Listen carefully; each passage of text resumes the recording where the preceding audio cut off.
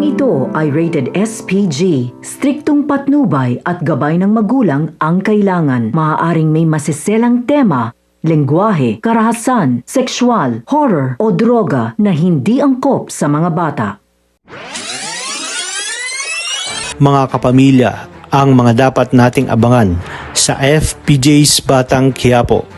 Kung ang buong akala ni David ay tuluyan niya nang malulusutan ang mga kahayupang ginawa niya sa walang kalaban-laban niyang mag-ina. Pwes, tila nagkakamali siya dahil hindi nga makakapayag ang mga magulang ni Camille hanggat hindi nito nakakamit ang hustisya sa pagkamatay ni Camille. Dito nga ay paiimbestigahan nila ang dahilan kung bakit bigla ang sinugod sa ospital ang kanilang anak at kaninong kasal ang pinuntahan ni Camille sa simbahan dahilan ng pagkakabagsak nito.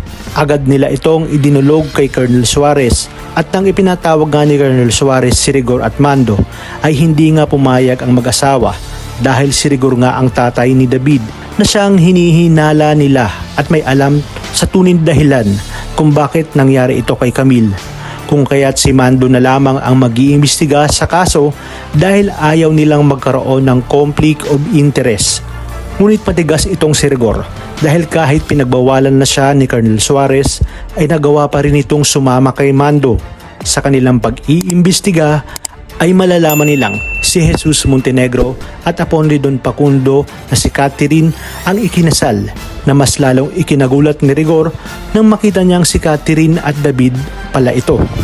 Naisip niya agad ang pagtataksil ni David at paggamit ito sa pangalan ni Tanggol, ngunit hindi pa dito natatapos ang lahat dahil matapos nilang mapanood ang CCTV sa loob ng ospital ay nakita nga nila ni Mando kung paano tinanggal ni David ang life support ni Camille dahilan ng pagkalumo ni Rigor.